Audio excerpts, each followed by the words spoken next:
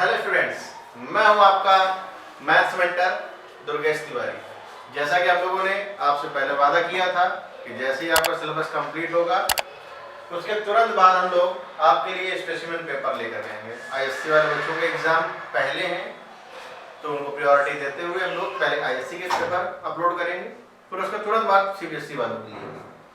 तो जैसा कि आप लोगों ने देखा कि जो सेट 1 है सेल्फ डिजाइन पेपर था, ऑलरेडी अपलोड हो चुका है और आज बारी है सेट 2 की। जिन्होंने सेट 1 देख लिया है उनके लिए बहुत अच्छी बात है। सेट 2 को और अट्रैक्टिव तरीके से इसको और कुछ स्पेशल क्वेश्चंस इसमें अपलोड किए गए हैं, तो उसको चलिए आज हम लोग इस सेशन को कंप्लीट कर लेते हैं। इसको देखते हैं किस तरीके से हम लोग इनके क्वेश्चन को आज डिस्कस कर सकते हैं। देखिएगा इसको ध्यान से, चलिए टाइम वेस्ट नहीं करते, थोड़ा सा टाइम लिमिट के अंदर हम लोग कोशिश करेंगे कि जल्दी से इस पेपर को हम लोग सॉल्व कर पाए। सबसे पहली चीज इंपॉर्टेंट जो बात है वो ये सेशन 22 to 23 के लिए इंपॉर्टेंट होने वाला है सबसे पहली चीज। अब आते हैं हम लोग इसमें क्वेश्चन। देखिए जैसा कि हम लोगों को ये पता है कि मैं इसको थोड़ा सा जूम कर देता हूं ताकि आपको दिखे एग्जैक्ट। जो इसमें जो टाइम लिमिट होती है आपको 15 मिनट अलग से अलॉट करे जाएंगे। 80 मार्क्स का ओवरऑल पेपर है आपका, जिसमें 2 सेक्शंस आपको अटेंड करने होंगे, जिसमें एक कंपलसरी होता है और जो सेक्शन नंबर बी या सी में से कोई आप एक चॉइस करते हैं, मोस्टली लोग सी करते हैं, उसमें कोई इशू नहीं है, आप बी कर सकते हैं। तो ए आपके लिए कंपलसरी है। 15 मिनट आपको देखो एडिशनल गिवन होंगे रीड करने के लिए। जो पेपर होगा उसमें आपको टाइम एक्स्ट्रा मिलेगा 15 मिनट का। सेक्शन ए आपका 65 मार्क्स का है जो कि कंपलसरी सेक्शन में आएगा। पहले 15 क्वेश्चन आपके 1 मार्क्स होंगे, फिर 2 मार्क्स के 5 क्वेश्चन, फिर 4 के, फिर इस तरीके से 6 के। और बी या सी में कोई एक अटेम्प्ट करना होता है। चलिए आज के सेशन को हम लोग स्टार्ट कर लेते हैं, क्वेश्चंस को डिस्कस करते हैं आराम से। बहुत सिंपल तरीके से बहुत बढ़िया पेपर इसमें डिजाइन किया गया इस बार। चलिए हम लोग इसको स्टार्ट कर लेते हैं। इसमें देखिए फर्स्ट क्वेश्चन आपको दिख रहा है। देखिए फर्स्ट क्वेश्चन क्या है हमारा। फर्स्ट क्वेश्चन है find the domain of the function sin inverse x - 1। Function में आपको sin इनवर्स x - 1 की डोमेन फाइंड करनी है। कैसे करेंगे? अब देखिए जैसे कि x - 1 है, ये ग्रेटर और इक्वल टू 0 होना चाहिए, यानी कि x मस्ट बी ग्रेटर और इक्वल टू 0। और एक चीज और, ये जो आप देख रहे हैं रूट x - 1, ये फंक्शन जो है हमेशा ग्रेटर और इक्वल टू -1 होगा, लेस और इक्वल टू 1। स्क्वायर कर दिया जाए इसका, ग्रेटर और इक्वल टू 0, लेस और इक्वल टू 1 ऐड करें, यानी कि x लेस और इक्वल टू 2, ग्रेटर और इक्वल टू 0, यानी ग्रेटर देन 1 है और लेस देन 2 है। तो आपको इसमें जो ओवरऑल आपको कॉमन पोर्शन क्या मिलेगा, x की वैल्यू हमें मिलेगी 1 से 2। यही हमारा कॉमन पार्ट है। तो क्या कोई ऑप्शन दिख रहा है? हाँ बिल्कुल, option number B. Option number B जो है आपका ये करेक्ट चॉइस है। आ जाइए सेकंड में। tan, देखिए cos इनवर्स अंदर लिखा है, पहले तो आप उस cos को tan में कन्वर्ट करिए। तो tan तो ठीक है, cos को अगर आप tan में कन्वर्ट करेंगे तो tan inverse √1 - x square 1 - 9/25 upon 3/5, और बाकी उसमें आप tan इनवर्स कुछ करेंगे नहीं, वो तो 1/4 एज इट इज रहेगा।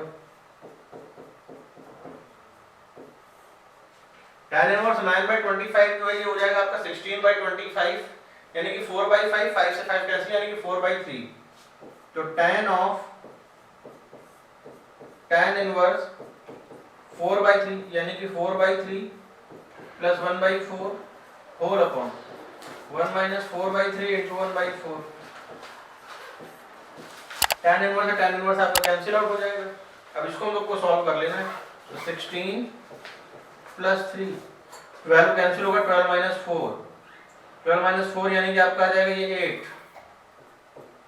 19/8। क्या 19/8 कोई ऑप्शन दिख रहा है आपको? 19/8 ऑप्शन नंबर डी, ठीक है। ऑप्शन नंबर डी जो आपका है वो 19/8 है। मैं इसको थोड़ा सा और जूम कर देता हूँ। देखिए मेरे ख्याल से आपको दिख गया होगा ऑप्शन है। देखिए 19/8 मैंने किया है इसको। अब जैसे कि एक नेक्स्ट क्वेश्चन हमारा fx दिया गया 1 - cos 10x upon x square, और कंडीशन क्या है जब x लेस देन है। देखिए आप किसी एक पार्ट को सॉल्व कर दें, थोड़ा सा मिसप्रिंट है, ये रूट केवल यहाँ तक ही था। तो आपको फर्स्ट पार्ट को सॉल्व करें या सेकंड को, क्योंकि ये आपका सब्जेक्टिव पार्ट नहीं है, आपको डायरेक्ट ही सॉल्व करना है, वो आंसर ही बताना है। तो जब भी कभी 1 - cos x आता है तो उस केस में हम लोग क्या करेंगे, इसको कुछ इस तरीके से लिखना है, limit h tend to 0 f of 0 minus h क्योंकि LHL है, तो limit h tend to 0 1 minus cos 10h upon minus का h square, limit h tend to 0 2 sine square 5h upon में h स्क्वायर, 25 से मल्टीप्लाई 25 से divide, ये हिसाब आपका हो जाएगा 1, 2 इंटू 25 यानी कि 50 आपका आंसर आ गया। 50 कोई ऑप्शन दिख रहा है? हाँ, option number B. Option number B आपका क्या हो जाएगा? ये करेक्ट चॉइस हो जाएगी। चलिए आते हैं हम लोग अपने नेक्स्ट क्वेश्चन पे। नेक्स्ट क्वेश्चन दिए गए हैं, सबसे पहले काम हम उसको थोड़ा सा एक्सटेंड कर देते ताकि आपको क्वेश्चन दिखे। ये क्वेश्चन है, फर्स्ट है फंक्शन fx है sin 3x/x जब 0 के बराबर नहीं है उस केस में तो आपको k निकालना है। तो आप चाहे इसको LHL के थ्रू करो चाहे RHL से, दोनों से किया जा सकता है। जैसे मैं LHL कर रहा हूँ, limit h tend to 0 f of 0 minus h यानी कि 0 के इक्वल नहीं है, साइन माइनस थीटा हो जाएगा आपका minus sine theta, sine of minus 3h whole upon minus h, limit h tend to 0 minus sine 3h whole upon minus h, minus minus cancel, 3 से multiply 3 से डिवाइड, ये जो part आप देख रहे हैं इसकी वैल्यू हो जाएगी 1 इंटू 3 यानी कि ओवरऑल क्या आ जाएगा 3। ये आपका 3 आ चुका है। और देखो हमें वैल्यू ऑफ फंक्शन कितनी गिवन है, k/2, तो k/2 हमारा 3 के इक्वल हो जाएगा यानी कि k की वैल्यू आपको कितनी मिल जाएगी यहाँ पे 6। क्या कोई ऑप्शन आपको दिख रहा है? Option number B is the correct choice. Differentiation आपको करना है sec of tan inverse x का। तो सबसे पहला काम तो मेरे ख्याल से आप इसमें ऐसा करें कि कुछ इसको चेंज करके डायरेक्ट कर दें तो भी आपका काम बन जाएगा। जैसे लिखा हुआ है sec of tan inverse x, आप इसको कर दें sec a, और tan इनवर्स x को क्या कहा मैंने, इसको y लेकर के चले, tan इनवर्स x को मैंने कहा a, तो x इक्वल हो जाएगा tan a। ट्रायंगल बनाएं, परपेंडिकुलर अपॉन बेस, ये आ जाएगा आपका √1 प्लस एक्स स्क्वायर, से होता है बेस अपॉन हाइपोटेनस, ये होता है कॉस, तो हाइपोटेनस अपॉन बेस। इसको डिफरेंशिएट किया जाए, ये आ जाएगा 1 अपॉन 2√x और x स्क्वायर का बनेगा ये 2x, तो 2 से 2 कैंसिल यानी कि x upon √1 plus x square. Option number D. ये जो आप देख रहे हैं x की पावर y, इस वाले क्वेश्चन में आपको लॉग लेना पड़ेगा, बिना लॉग के क्वेश्चन सॉल्व नहीं होगा। फंक्शन की पावर फंक्शन है यानी कि लॉग से ही आप सॉल्व कर पाएंगे, यानी कि y log x equal x minus y log e। log e की जो वैल्यू बेटा वो होती है 1, तो y को इधर ले आए तो यहाँ पे आपको मिल जाएगा x upon 1 plus log x। इसको अगर आप डिफरेंशिएट करें तो आपको आंसर कुछ इस तरीके से मिलेगा, डिनोमिनेटर का स्क्वायर 1 प्लस log x का, यानी कि denominator same 1 plus log x, x का हो जाएगा 1 माइनस x सेम इसका 1 अपॉन x, यानी कि log x upon 1 plus log x का whole square. Option number D. देखिए एक सेट है, इस ए सेट ए में यानी कि 1 2 3 में कितने वर्गमूल फंक्शन बनाए जा सकते हैं। देखिए 3 इस साइड में 3 इस साइड में, a टू a में बनाने हैं आपको, यानी कि उतने ही फैक्टोरियल बन सकते हैं, यानी कि 3 फैक्टोरियल यानी कि 6। इसके बाद ऑप्शन नंबर क्वेश्चन नंबर 8 है, बड़ा स्पेशल है, कई बार हम लोगों ने डिस्कस भी किया है। एक रिलेशन है उसको हम लोग इक्विवेलेंस रिलेशन कहेंगे। क्या कहेंगे? Equivalence relation. वो भी कब? जब वो कैसा होगा, ऑल ऑफ दीज, मतलब रिफ्लेक्सिव भी होना चाहिए, सिमेट्रिक भी होना चाहिए, ट्रांजिटिव भी होना चाहिए, यानी कि option number D all of these. यानी कि रिफ्लेक्सिव भी है, सिमेट्रिक भी है, ट्रांजिटिव भी है, तीनों अगर प्रॉपर्टी रख रहा है इसका मतलब है कि वो कैसा है, इक्विवेलेंस रिलेशन। मेरे ख्याल से ये बात आपको समझ में आ गई होगी। आते हैं लोग नेक्स्ट पेज पे। नेक्स्ट पेज पे देखिए जो क्वेश्चन दिया गया बड़ा स्पेशल क्वेश्चन है, बोर्ड पॉइंट ऑफ व्यू से बहुत ज्यादा इंपॉर्टेंट होने वाला है। एमसीक्यू में कहा गया है कि एक सेट है, मतलब एक मैट्रिक्स है 3x3 ऑर्डर की, और उसमें ये कहा गया है कि डिटरमिनेंट जो मैट्रिक्स ए का है वो 3 है, determinant of A into adjoint है। तो पहले बात तो डिटरमिनेंट ऑफ ए और डिटरमिनेंट ऑफ एडजॉइंट है, दोनों को अलग करें। ये ऑलरेडी 3 गिवन है, और ये होता है मॉड ऑफ ए की पावर n-1, जहां पर n होता है ऑर्डर, तो ये हो जाएगा 3 टू द पावर 3 क्रॉस 3 के, इसलिए 3 माइनस 1 यानी कि 2। ये आपका जो आंसर है वो 27 आ जाएगा। 27 ऑप्शन ये हो जाएगा, ऑप्शन नंबर बी आपके पास। इसका तो नेक्स्ट है integral 1 upon root over 1 minus 2x का होल स्क्वायर dx। तो ये इसका हो जाएगा sign inverse x upon a तो 1 है और x का जो भी कोएफिशिएंट है उससे डिवाइड करना पड़ेगा 1/2 sin इनवर्स 2x। कोई ऑप्शन है, ऑप्शन नंबर सी। अच्छा ये वाला जो क्वेश्चन आप देख रहे हैं यहाँ पर 10 तक तो एमसीक्यू रहते हैं, उस 10 के बाद 11 12 13 14 जो होंगे एमसीक्यू वाले पार्ट्स में वो 1 मार्क्स के होंगे, लेकिन बहुत सिंपल होते हैं, उसमें टफ नहीं होता कुछ भी। अब जैसे कि जो नेक्स्ट वाला क्वेश्चन उसमें अगर आप मल्टीप्लाई करें, अब जैसे 1 माइनस 2 को यहाँ लिखो, मल्टीप्लाई करो, क्या आएगा देखिएगा 1 माइनस 2 माइनस 6 आएगा, 5 माइनस 14 आएगा और फिर क्या आएगा माइनस 6 प्लस 12 माइनस 6 प्लस 12 फिर आएगा minus 15 plus 28 equal minus 4 minus 9 6 and x। तो x को अगर आप देखें उठा करके तो x आपका इस जगह के बराबर है, यानी कि x की वैल्यू आ जाएगी 13।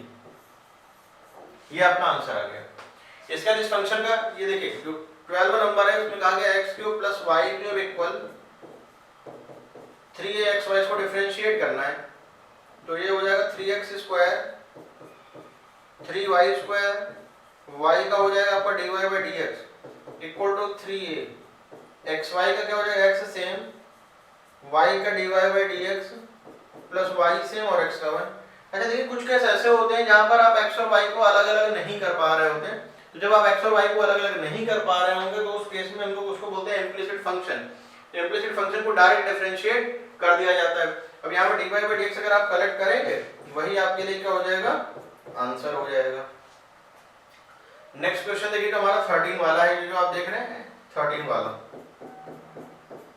इसमें देखिए क्या कहा गया, the edge of a variable को भी इंक्रीजिंग। देखिए एज का मतलब मैंने ले ली साइड, साइड को मैंने कहा x, यानी कि dx/dt हो जाएगा हमारा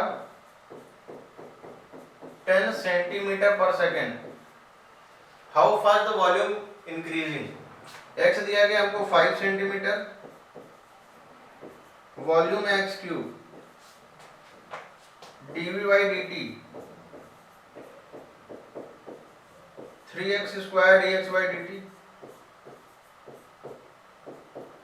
3 into x का स्क्वायर, x की वैल्यू कितनी 5, dx/dt हो जाएगा हमारा 10 750 सेंटीमीटर क्यूब पर सेकेंड। देखिए इसके लिए मैंने बहुत स्पेशल सेशन किया होता रेट मेजर के लिए, तो आप ये मान के चलिए कि जो रेट मेजर वाला क्वेश्चन होता है उससे ही पता चलता है कि आपको क्या निकालना है और क्या चीज दी गई है। इस दोनों चीजों के बारे में आपको ध्यान देना रहता है। इसके बाद जो नेक्स्ट क्वेश्चन है हमारा 14 नंबर जो इसमें दिया गया XIV, वो कुछ इस तरीके से है, form a differential equation of the family of curves, यानी कि y² = 4x दिया गया है और इससे आपको डिफरेंशियल इक्वेशन फॉर्म करनी है, यानी कि y² का हमारा हो जाएगा 2y dy/dx इक्वल टू 4 है। इसको a को एलिमिनेट भी करना है तो आप x से मल्टीप्लाई कर दें, 2xy dy/dx equal to 4ax, और 4ax हमारा किसके इक्वल है, y² के, यानी कि 2xy dy/dx equal to y², ये स्क्वायर y से कैंसिल, यानी कि 2x dy/dx किसके बराबर आ जाएगा, y के इक्वल हो जाएगा। यही आपका क्या आ जाएगा, आंसर आ जाएगा। तो एक लास्ट क्वेश्चन बचा है, उसके लिए हम लोग अलग से पेज ले लेते हैं। देखिए क्वेश्चन क्या है पहले तो ये समझिए, अ bag contains 5 white and 7 red 4 black, 5 white 7 black 4 red, कुछ इस तरीके का डिटेल आपको दिया गया है। 5 white 7 black 4 red, 4 black हैं 4 ब्लैक हैं, इसको मैं करेक्ट कर देता हूं नहीं तो गड़बड़ हो जाएगा। 4 ब्लैक है 7 रेड है, ये बैग की कंडीशन है। If 4 balls are drawn 1 by 1, 4 ball निकाली गई बेटा एक एक करके विद रिप्लेसमेंट, मतलब बॉल निकाली गई फिर रख भी दी गई है। What is the probability that none ball is white? तो तो आप ये कह दो कि कोई भी बॉल व्हाइट नहीं है, तो पहली बॉल व्हाइट होने की प्रोबेबिलिटी कितनी हो जाएगी 11/16, दूसरी फिर से 11/16, फिर से 11/16 और फिर से आएगा आपका 11/16। इन्हीं को आप मल्टीप्लाई कर लें, मल्टीप्लाई करना तो पॉसिबल नहीं है तो वो आप खुद से भी कर सकते हैं और यही आपके लिए क्या हो जाएगा आंसर का पार्ट है। आते हैं लोग नेक्स्ट क्वेश्चन पार्ट पे। देखिए ये जो क्वेश्चन आपको दिख रहा है मैं इसको थोड़ा सा जूम कर देता हूं पहले। ये 2 मार्क्स का क्वेश्चन है डेफिनेट का पेपर में। देखिए इसमें किया करना क्या है 1 से 4 mod of x minus 2 dx आपको दिया गया 1 से 4 mod of x minus 2 dx। अगर मॉड वाला कोई क्वेश्चन है तो आप उसमें देखो कि क्या दिया गया 2। अगर देखो mod of x minus 2 है, अगर मैं इसको 0 के इक्वल करूंगा तो x की वैल्यू कितनी आएगी 2। इसके राइट साइड आपका पॉजिटिव हिस्सा रहेगा, लेफ्ट साइड इसका नेगेटिव, यानी कि आप इसको इस तरीके सॉल्व करेंगे और ये 1 से 4 दिया ही गया है पूरा, यानी कि आप इसको लिखेंगे 1 से 4 minus of x minus 2 dx। 1 से 4 की वजह से मैं इसको 1 से 2 लिखूंगा, इसको मैं करेक्ट कर देता हूं थोड़ा सा क्योंकि 1 से 2 तक गया है, प्लस 2 से 4 में पॉजिटिव रहेगा यानी कि x माइनस 2 dx। और अब इसके आगे सॉल्व करना कोई बहुत बड़ी चीज नहीं है। 2 मार्क्स के लायक ये क्वेश्चन था भी, मेरे ख्याल से मैं तो इसको ये बोलूंगा कि ये क्वेश्चन इजी में आता है, टफ भी नहीं है, सिंपल क्वेश्चन है, 2 मार्क्स के लायक है तो लोग जज कर सकते हैं कि हां 2 मार्क्स के तरीके से हो सकता है। अब आता हूं नेक्स्ट पार्ट पे। इसलिए ये क्वेश्चन ये है हमारा cos inverse x/2 plus cos inverse y/3 equal to theta, तो ये प्रूफ करके लाना है। चलिए देखिए इसको कैसे करेंगे। पहले बात तो cos इनवर्स का फार्मूला लगा दें हम लोग, cos inverse x/2 into y/3 minus root of 1 minus x²/4 1 minus y²/9 equal to theta, cos theta xy/6 minus root over 1 minus x²/4 1 minus y²/9। इस रूट को इधर ले आए,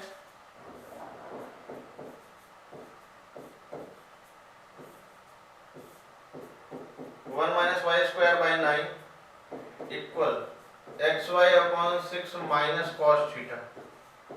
स्क्वायरिंग करें 1 minus x²/4 minus y²/9 plus x²y²/36 equal x²y²/36 plus cos square theta minus का xy/3 cos theta. एक काम कर लेते हैं, देखिए x²y²/36 ये वाला हिस्सा आपका कैंसिल हो जाएगा, x²y² को उधर कर दे, cos स्क्वायर को इधर कर दे, 1 minus cos square theta sin square theta आएगा और ये बनेगा आपका x²/4 y²/9 minus xy/3 cos theta. अगर आप एलसीएम ले 36 से इवन मैं कहूंगा मल्टीप्लाई कर दें तो ये कुछ इस तरीके से बनेगा 36 cos square theta sorry sin square theta equal 4x² 9x² हो जाएगा, ये 9x² plus 4y² minus 12xy cos theta. ये क्वेश्चन आपका थोड़ा सा मॉडरेट है, इजी तो नहीं जाएंगे, थोड़ा सा अगर आपको फार्मूला नहीं करना है तो फिर तो आपके लिए टफ हो जाएगा क्वेश्चन। हालांकि अगर फार्मूला इजी हो, फार्मूला इजी के बाद आपने कभी ना कभी इसको सॉल्व अगर किया है तो इस बात की गारंटी है कि आप इस क्वेश्चन को कर ले जाएंगे इजी वे में।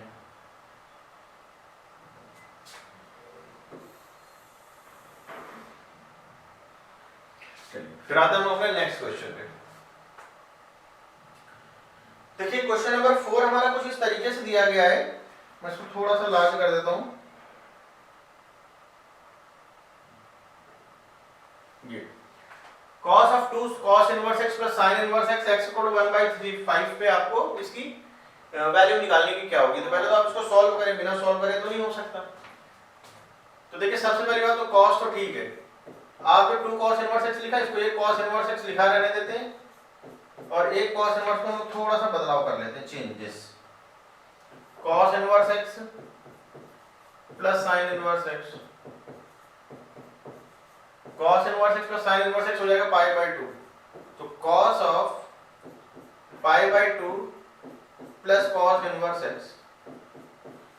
cos 90 प्लस थीटा होता है minus sin theta, minus of cos inverse x। अब cos इनवर्स x को ऐसा कुछ किया जाए जिससे sin इनवर्स में कन्वर्ट हो जाए, तो कन्वर्जन है हमारे पास। तो sin of sin inverse under root 1 minus x square, sin से sin इनवर्स कैंसिल करें तो क्या आ जाएगा minus of root 1 minus x square, 1/5 रखें माइनस 1 माइनस 1/25 यानी 24/25। यही आपका आंसर आ गया, ये इसका सॉल्यूशन है। अब आते हैं लोग अपने नेक्स्ट क्वेश्चन पे।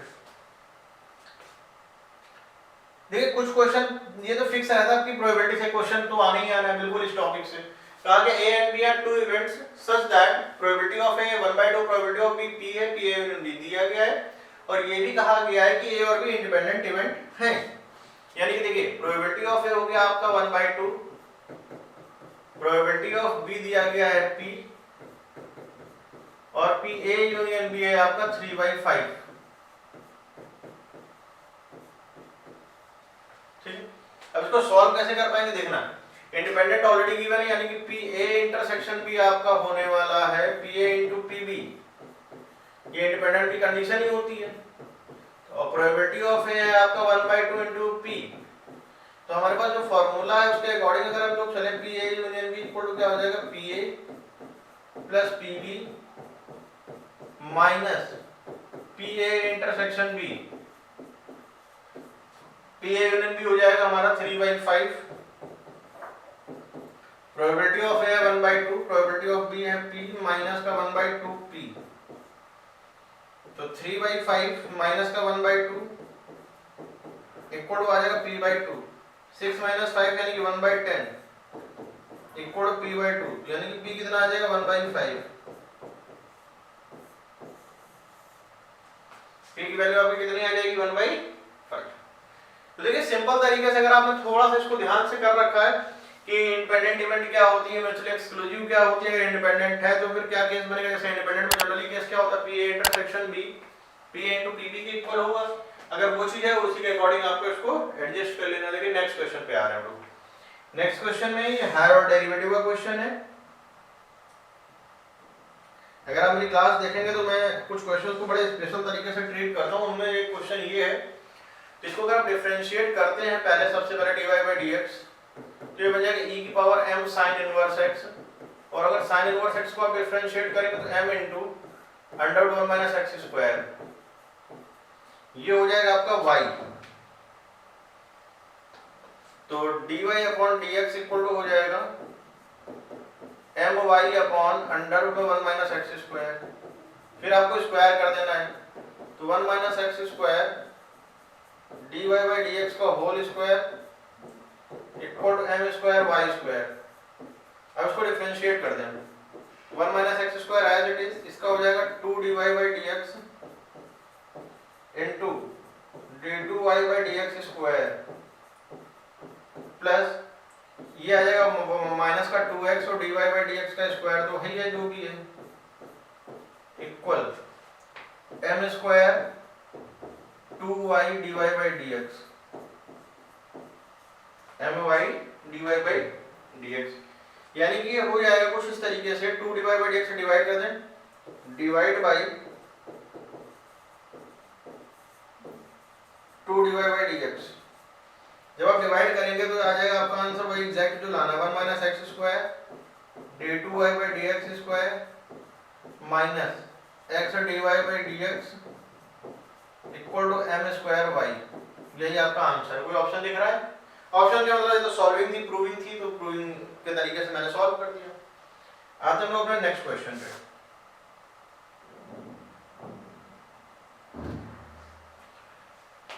एक बहुत सिंपल सा रिजल्ट है, इसमें कुछ है भी नहीं है सर। जैसे tan स्क्वायर sec इनवर्स 2 है plus cot square cosec inverse 3 है, इसको प्रूव करके लाना है 11। यानी कि अगर मैं इसका LHS पार्ट लूंगा तो देखिए कैसे बनेगा ये LHS इसका, आप इसको कह दें A और इसको कह दीजिए B, तो tan square A plus cot square B की वैल्यू निकालनी है आपको एक तरीके से। A क्या है, sec इनवर्स 2 है, तो sec A की वैल्यू कितनी आ जाएगी 2। अगर हम ट्रायंगल बनाएं तो बेस अपॉन हाइपोटेनस होता है, लेकिन sec होने की वजह से हाइपोटेनस अपॉन बेस, और ये हो जाएगा √5। और इसी तरीके से अगर मैं कहूं b इक्वल टू क्या है, cosec इनवर्स 3, तो cosec b इक्वल टू आ जाएगा 3। इसके लिए अलग ट्रायंगल बना लेते हैं, तो cosec हो जाएगा हाइपोटेनस अपॉन परपेंडिकुलर, तो ये आ जाएगा आपका √10, सॉरी आएगा आपका, जैसे मैंने यहां भी गड़बड़ कर दिया, इसको भी करेक्ट करना पड़ेगा, ये आपका आएगा √3, क्योंकि हाइपोटेनस तो बड़ा होता है, 9 माइनस 1 आ जाएगा आपका 2√2, √8 आएगा, जिसकी वजह से ये बनेगा जाकर के 2√2। अब देखिए tan इनवर्स है, इसमें पहले वाला ट्रायंगल tan की वैल्यू निकालो जो कि आएगा √3, तो cot यानी कि बेस अपॉन परपेंडिकुलर यानी कि आ जाएगा 2√2, ये आ जाएगा आपका 3 और ये आ जाएगा 8, ये क्या आ गया आंसर आपका 11 प्रूफ। यही तो प्रूफ करके लाना था, इसलिए ये प्रूफ हो चुका है। चलिए आते हैं अपने नेक्स्ट क्वेश्चन पे। जैसे कि जो नेक्स्ट इंटीग्रल आप देख रहे हैं ये इंटीग्रेशन का क्वेश्चन है,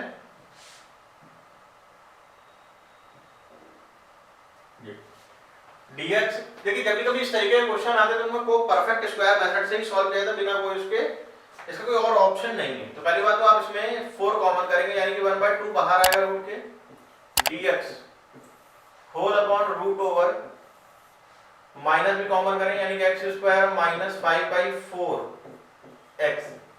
अब इसका कोफिशिएंट का हाफ करें 5/4 का, यानी कि 5/8, 5/8 के स्क्वायर कर दी जाएंगे 25/64, प्लस में करेंगे 25/64। ओवरऑल देखा जाए तो माइनस साइन की वजह से माइनस हुआ है, यानी कि 25/64 यहां पर भी करना पड़ेगा आपको। तो 1/2 integral dx whole upon root over 5/8 का whole square minus x minus 5/8 का whole square, 1/a square minus x square. ये फॉर्मूला होता है sine inverse x upon a का, sine inverse x upon a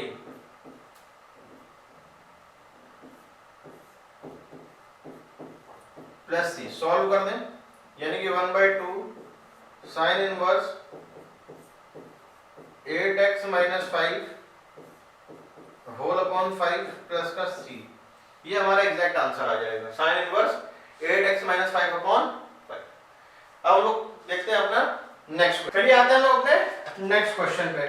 जो हमारा नेक्स्ट क्वेश्चन है, देखिए आपको किस तरीके से दिया गया है, आप इसको अगर देखेंगे तो ऑब्जर्व करेंगे तो आप समझ जाएंगे कि किस तरीके से आ रहा है। जैसे कि 1 + x स्क्वायर है, ये क्वेश्चन नंबर 9 है, 4 मार्क्स का क्वेश्चन है। आप इसको कैसे ट्रीट करेंगे देखिए, पहले तो आप 2xy को साइड ले आए, 1 + x स्क्वायर, थोड़ा सा हम लोग इसको करेक्ट कर लेते हैं, 1 + x square dy upon dx plus 2xy equal 4x square, यानी कि आपका ये हो जाएगा dy upon dx plus 2x whole upon 1 + x square into y equal to 4x square upon 1 + x square. अब इसको कैसे सॉल्व करेंगे आगे देखिए, ये हमारे लिए p है, ये हमारे लिए q है, तो यहां पर इंटीग्रेटिंग फैक्टर कैसे निकलेगा आपका, e to the power integral p dx, e to the power 2x whole upon 1 + x square dx, 1 + x square को t लेट करें, 2x dx की वैल्यू हो जाएगी हमारी dt, यानी कि बनेगा e की power 1 upon t dt, e की पावर log t यानी कि केवल t, और ये बन जाएगा जाकर के आपका 1 प्लस एक्स स्क्वायर। अब इस 1 प्लस एक्स स्क्वायर को क्या करें, देखो क्वेश्चन लोग कैसे सॉल्व करते हैं, इसका हम लोग करते हैं y इंटू इंटीग्रेटिंग फैक्टर जो कि 1 plus x square equal integrating factor into cube जो कि है 4x square upon 1 plus x square dx, ये कैंसिल हो जाएगा। तो y into 1 plus x square, 4 हमारा आया आउटसाइड एक्स स्क्वायर dx, यानी कि ये हो जाएगा y into 1 plus x square equal to 4 x square का हो जाएगा एक्स क्यूब बाई 3 प्लस का c, ये हमारे लिए आंसर हो गया। अरे जब तक c की वैल्यू आप निकालेंगे तब तक ये रहेगा आपका जनरल सॉल्यूशन, अदरवाइज ये बन जाता है आपके लिए पर्टिकुलर सॉल्यूशन। तो मेरे ख्याल से आप इसको समझ पा रहे हैं कि आप इसको कैसे सॉल्व करेंगे। चलिए आते हैं हम लोग अपने नेक्स्ट क्वेश्चन को किस तरीके से सॉल्व करेंगे। अच्छा लेकिन इसमें देखिए दो क्वेश्चन है, एक तो मैंने अभी सॉल्व किया है आपके पास, और एक सा देखिए सेकंड हिस्सा भी ये है, इसको देखिए कैसे सॉल्व करेंगे। जो आपका सेकंड पार्ट है, इस सेकंड पार्ट को हम लोग कैसे सॉल्व करेंगे ये भी आपको देखना है। देखिएगा हम लोग इसको कैसे सॉल्व कर पाएंगे।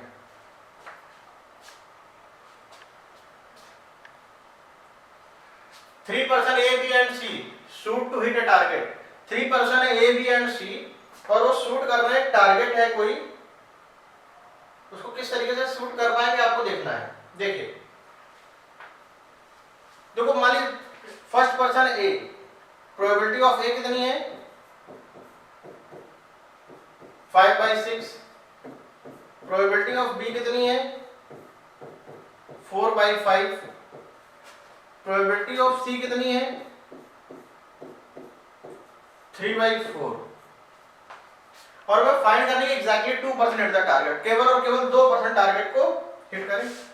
अब देखिए 2% अगर टारगेट को हिट करेंगे तो कैसे कर पाएंगे ये आपको समझना है। देखिएगा ध्यान से, जैसे एग्जैक्टली 2% हिट द टारगेट, तो मान लीजिए इस तरीके से A B हिट करे और C हिट ना करे, जरूरी नहीं कि केस में ऐसा भी हो सकता है A हिट ना करे B करे और C करे, एक केस और भी हो सकता है A हिट करे B ना करे C कर दे, ओवरऑल सारे केस तो मर्ज हो गए।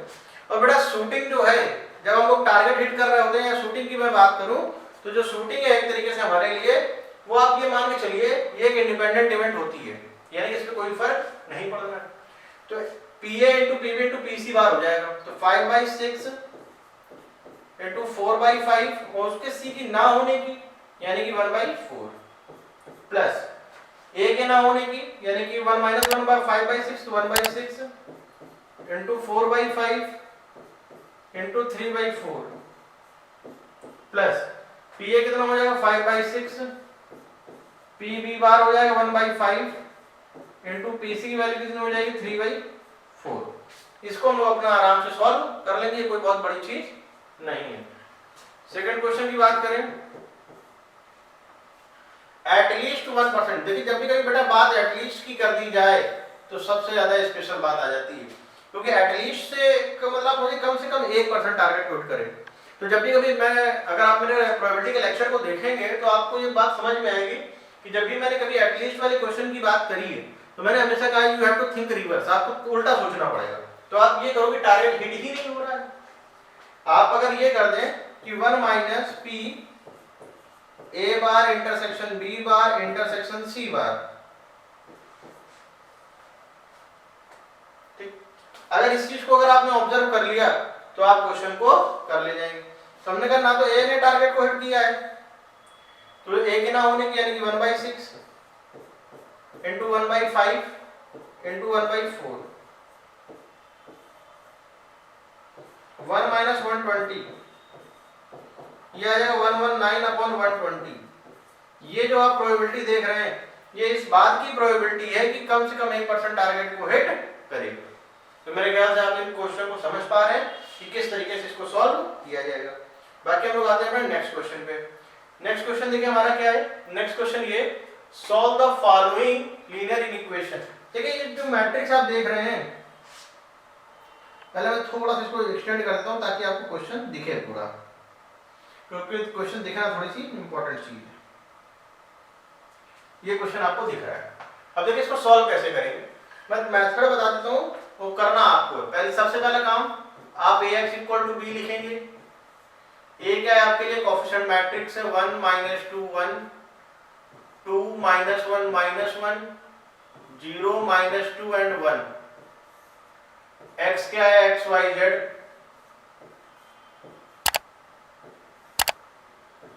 Equal to 10 8 7 10 8 7। ये हमारे लिए इक्वेशन है। अब इस इक्वेशन को हम लोग सॉल्व कैसे करेंगे, थोड़ा सा इस चीज पे आपको ध्यान देना चाहिए।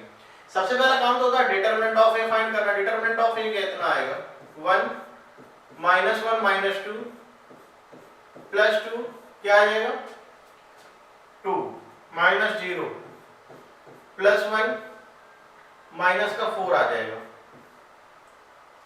माइनस का 3 +4 -4 यानी कि ओवरऑल आपको आ जाएगा -3 determinant of A not equal to 0 यानी कि आप कहेंगे ए इनवर्स एग्जिस्ट। अब आपको बेटा इसके लिए कोफैक्टर की मैट्रिक्स फॉर्म करनी पड़ेगी और कोफैक्टर की जब मैट्रिक्स फॉर्म हो जाएगी तो ax इक्वल टू b मैंने लिखा है ना, तो आप इसको x को लिखेंगे कुछ इस तरीके से a इनवर्स b और a इनवर्स का मतलब हो जाएगा a इनवर्स हमारे लिए हो जाएगा adjoint a upon determinant of a into b। Adjoint a यहां से आपको निकालना है कोफैक्टर की मैट्रिक्स कुछ इस तरीके से बनता है a11 a12 a13 a21 a22 a23 a31 a32 a33।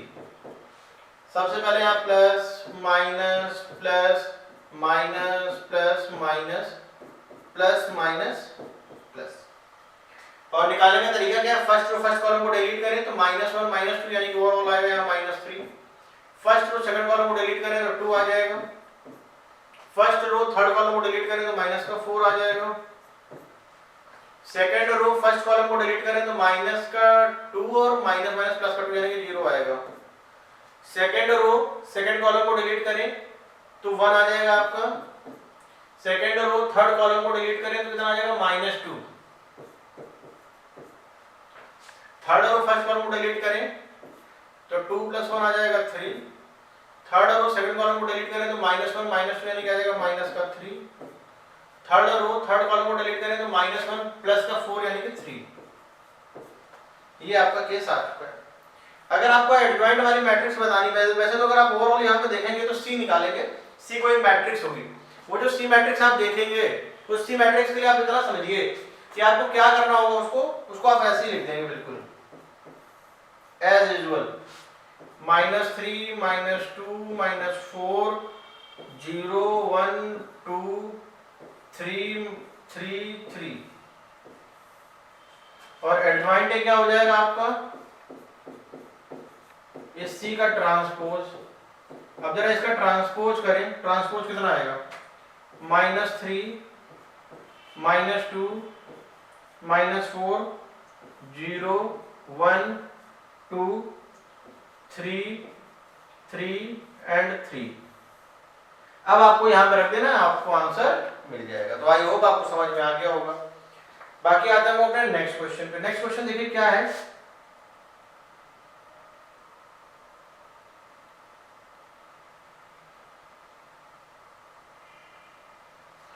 देखिए क्या कह रहा है इस क्वेश्चन में। थोड़ा सा हम लोग इसको चेंज कर लेते हैं।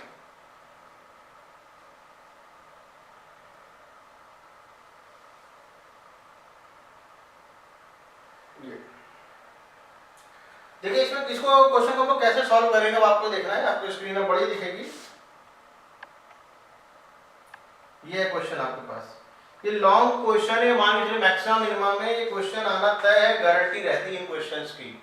अब इसमें क्या कहा गया आप देखिए, so that the radius of the close circular cylinder, एक क्लोज सर्कुलर सिलेंडर, क्लोज मतलब ऊपर से नीचे से भी, of given surface area given है, maximum volume is equal to the half of its height, जो मैक्सिमम वॉल्यूम है उसकी हाइट के इक्वल है। तो चलिए ठीक, ये आपका क्लोज सर्कुलर सिलेंडर है।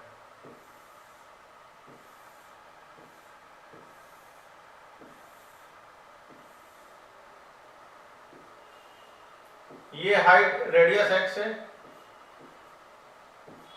हाइट h है, तो क्या कहा गया given surface, surface area constant, S आपका क्या हो जाएगा कांस्टेंट, एस हो जाएगा पाई x square H plus 2 pi x square, पाई आई square H plus 2 pi x square. अब देखिए, और एस तो कांस्टेंट होगा, और आपको दिखाना क्या है, एक बार मैं इसको करेक्ट करता हूँ, यहाँ मैंने वॉल्यूम लगा दिया, इसको मैं करेक्ट कर दूं पहले, 2 पाई आर एच यानी कि 2 pi x H curved surface area plus 2 pi x square, ये होगा आपका ओवरऑल, ठीक। और हमको बताना है, बात करी जा रही है वॉल्यूम की, यानी कि पाई एक्स स्क्वायर एच। यहां से अगर मैं एच की वैल्यू निकाल लूं तो एच की वैल्यू देखिए क्या आएगी, एच इक्वल टू मिलेगा हमको S minus 2 pi x square whole upon 2 pi x. इस एच की वैल्यू हम लोग पुट कर दें, पाई एक्स स्क्वायर इंटू एच की वैल्यू हो जाएगी S minus 2 pi x square upon 2 pi x, पाई एक्स कैंसिल, तो वॉल्यूम हो जाएगा 1/2 S into x minus 2 pi x cube, dv by dx कर दिया जाए 1/2 s minus 6 pi x square equal to 0। तो s की वैल्यू कितनी आ जाएगी 6 पाई एक्स स्क्वायर, s कितना आएगा 2 pi x h plus 2 pi x square equal to 6 pi x square. तो ये हो जाएगा 2 pi x h equal 4 pi x square, x से ये x कैंसिल, पाई से पाई कैंसिल, तो h इक्वल टू आ जाएगा हमारा 2x, h इक्वल टू हमारा क्या आ जाएगा 2x। तो यही तो प्रूफ करना था कि जो हाइट है वॉल्यूम में is equal to the height, radius height के हाफ के बराबर है, रेडियस का मतलब यहाँ पर x है, तो x अगर आप ऑब्जर्व करें h/2 ही तो आ रहा है, यही तो हमें प्रूफ करके लाना था। लेकिन आप एक चीज कंफर्म करिए, अभी भी यहाँ से आंसर एग्जैक्ट करेक्ट नहीं हुआ, अभी आपको मैक्सिमम मिनिमम शुरू करना पड़ेगा, तो आपको उसके लिए डबल डेरिवेटिव करना ही पड़ेगा, यानी कि d2v बाई dx स्क्वायर आपको करना पड़ेगा। जब आप d2 बाई dx स्क्वायर करेंगे तो 1/2 s कांस्टेंट होने की वजह से 0 हो जाएगा, माइनस का 12 पाई x, ये आएगा नेगेटिव, नेगेटिव का मतलब हो गया ये मैक्सिमम, नेगेटिव आएगा और नेगेटिव का मतलब क्या हो जाएगा मैक्सिमम। तो मेरे ख्याल से आपको ये लॉन्ग वाला क्वेश्चन समझ में आ गया होगा, और इस बात की मैं श्योरिटी दे रहा हूँ, तो आपको ये क्वेश्चन बोर्ड एग्जाम में इस तरीके के क्वेश्चन मिलने तय हैं, कंफर्म है, बिल्कुल फिक्स है। एक क्वेश्चन मैक्सिमम एंड मिनिमम की वर्ड प्रॉब्लम्स आपको देखने को जरूर मिलेगा, आप चाहें तो इसका स्क्रीनशॉट ले लीजिए। बाकी आते हैं हम लोग नेक्स्ट क्वेश्चन। एक क्वेश्चन देखिए सी में और दिया है, वैसे तो ये ऑप्शन में आएगा, लेकिन मैं फिर भी आपको क्वेश्चन में मैं काम ये कर रहा हूँ कि जितने भी क्वेश्चन है आपके पेपर में वो सारे क्वेश्चन सॉल्व करा रहा हूँ, ऑप्शन हो या ना हो, क्योंकि हम लोग यहाँ पे प्रैक्टिस कर रहे हैं ना कि पेपर दे रहे हैं। अगर प्रैक्टिस कर रहे हैं तो प्रैक्टिस करने में ये होना चाहिए कि हमें सारे क्वेश्चन अटेम्प्ट कर लेने चाहिए, वो कहीं ना कहीं आगे काम आएंगे। अब जैसे इस क्वेश्चन में कहा गया prove that area of right angle triangle of given hypotenuse, hypotenuse given है, देखिए एक राइट एंगल ट्राइंगल है, h आपका कांस्टेंट है,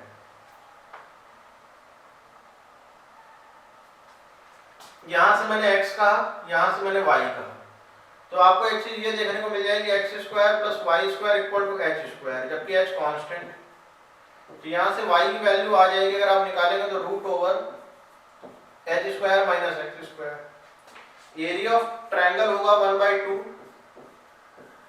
x इंटू वाई, तो ए हो जाएगा आपके लिए 1/2 x root over h square minus x square. अगर आप मैक्सिमम मिनिमा की बात कर रहे हैं तो अगर आप स्क्वायर कर दें, क्यूब कर दें, लॉग ले लें, तो मैक्सिमम मिनिमा के पॉइंट पे कोई फर्क नहीं पड़ता है। वैल्यू में फर्क पड़ता है तो वैल्यू के लिए हम लोग जाकर के इनिशियल पे ही रखते हैं। तो अगर इसका स्क्वायर कर दिया जाए तो 1/4 x square H square minus x square, ये आ जाएगा जेड। तो डी, पहली बात तो डेरिवेटिव करने से पहले हम लोग जेड को एग्जैक्टली सेट कर लेते हैं। 1/4 h square x square minus x की power 4 dz by dx 1/4 h square into 2x minus का 4x क्यूब इक्वल टू आ जाएगा 0। तो एच स्क्वायर इक्वल टू आ जाएगा 2x स्क्वायर। तो x की वैल्यू आ जाएगी हमारी h/√2। जो x की वैल्यू वो हमारी क्या आ जाएगी h/√2।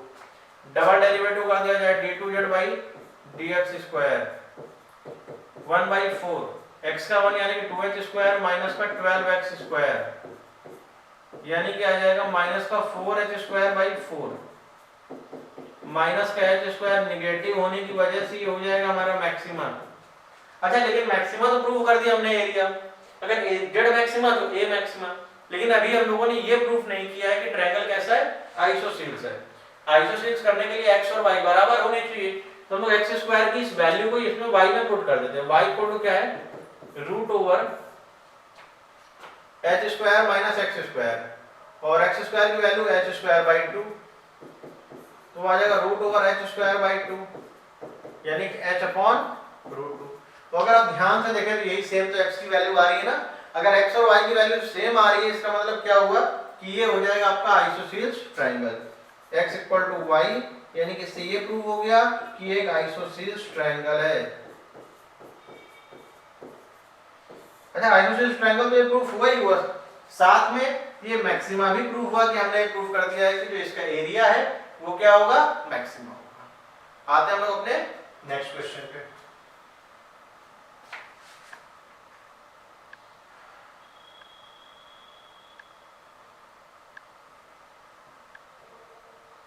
ये क्वेश्चन,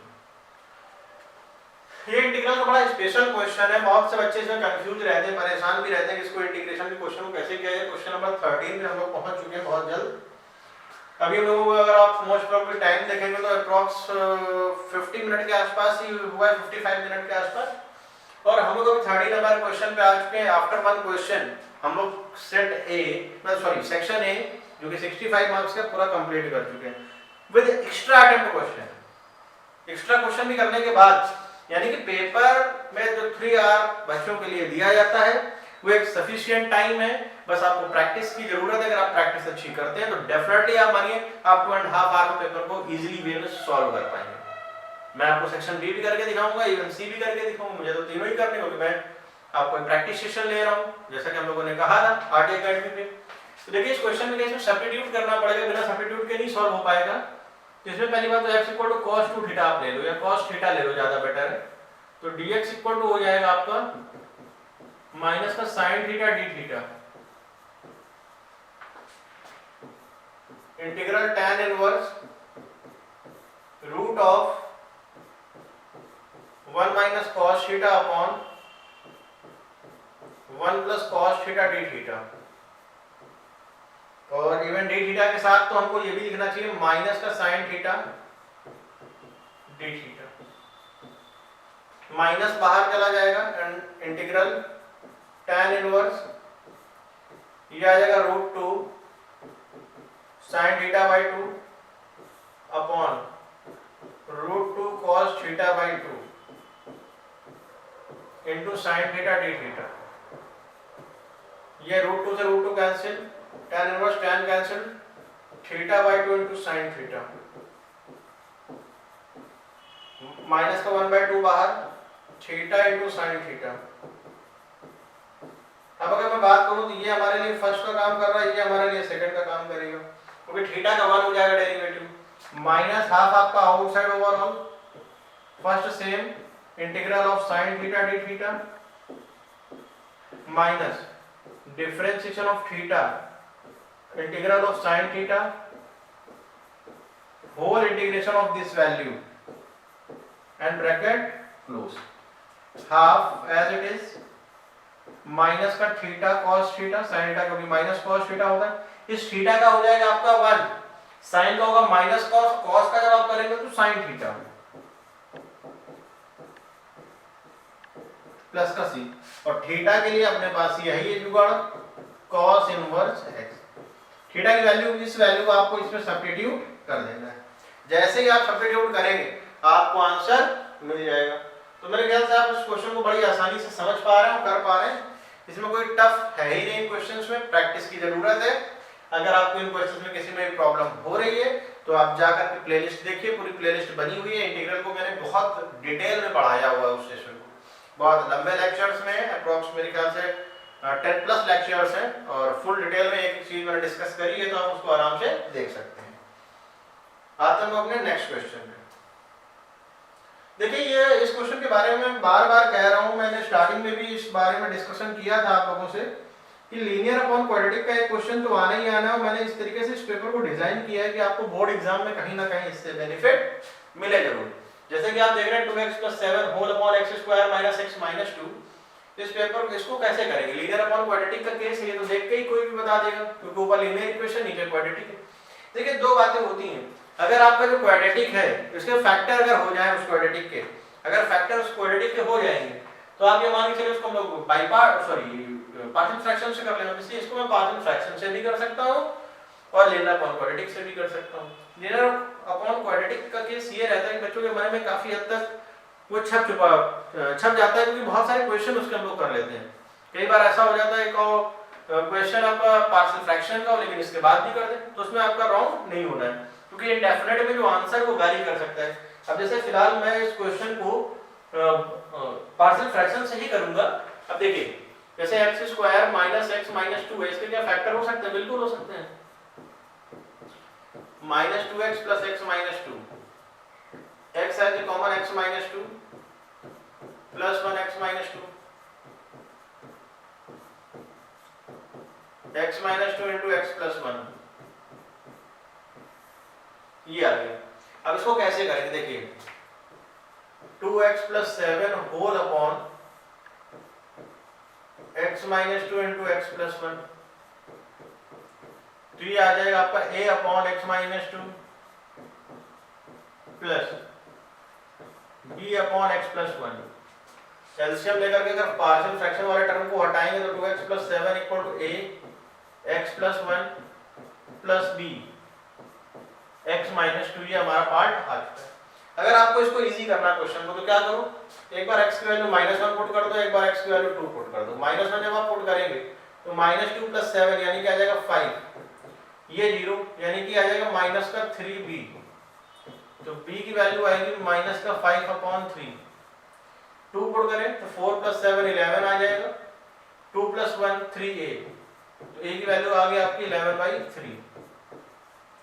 अब देखिए a और b की वैल्यू तो आ चुकी है, इस a और b की वैल्यू को आप इन दोनों प्लेस पे पुट करें तो a की वैल्यू क्या आ जाएगी 11/3 integral 1/x - 2 dx -5/3 integral 1/x + 1 dx, यानी कि 11/3 log of x - 2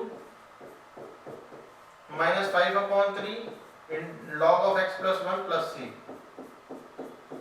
ये हमारा आंसर आ चुका है। तो मेरे ख्याल से आपको ये चीजें क्लियर हो गई कि हम लोग कैसे इनको सॉल्व कर पाएंगे। बाकी आते हैं लोग अपने नेक्स्ट क्वेश्चन पे। देखिए ये जो क्वेश्चन है देखते हैं किस टॉपिक का है। प्रोबेबिलिटी का क्वेश्चन है तो देख लिया, प्रोबेबिलिटी लिखा है। Okay, bag first contains 4 red 5 black balls, 4 red and 5 black ball, while another bag contains 3 red 6 black ball, 3 red 6 black ball. One ball is drawn at random from bag first.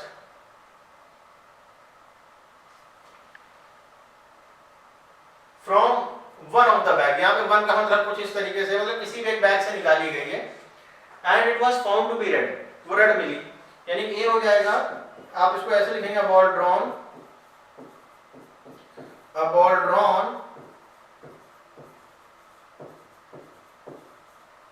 Found to be red. E1 E2 क्या हो जाएगा, E1 E2 select bag first, select bag second, या तो bag first या bag second से हमको probability निकालनी है कि वो बैक फर्स्ट से निकली, यानी P1 बाई ए। तो ये क्या हो जाएगा, P1 into PA by E1 whole upon P1 PA by E1 plus P2 into PA by E2। P1 क्या दो बैक है तो इसलिए 1/2 plus 1/2 PA by E1। PA by E1 को रीड करिए आप। PA बाई E1 का मतलब क्या है, मीनिंग क्या है, प्रोबेबिलिटी या ball drawn found to be red given that select bag first, यानी बैक फर्स्ट रेड बॉल निकालने की प्रोबेबिलिटी जो है 4/9, यहां पे भी है 4/9, सेकंड में 3/9। इसको सॉल्व करना आपका काम है। मैंने कहा था ये तो सॉल्व करने की जरूरत नहीं, 2929 तो कैंसिल हो जाएगा, 4/7 आपका आंसर आ जाएगा एग्जैक्ट, क्योंकि 4 + 3। तो मैंने जो सेक्शन ए था यानी कि 65 मार्क्स, इसको हम लोगों ने कंप्लीट कर लिया है। अब बारी आएगी हमारी सेक्शन नंबर बी की, चलिए उसको भी देख लेते हैं step by step. Section B में देखिए क्वेश्चन क्या आ रहे हैं, किस तरीके से आ रहे हैं, ये आपको समझना है। थोड़ा सा हम इसको लार्ज कर लेते हैं। देख अब आई होप आपको दिख रहे होंगे क्वेश्चन। फर्स्ट है द मैग्नीट्यूड ऑफ 3 वेक्टर,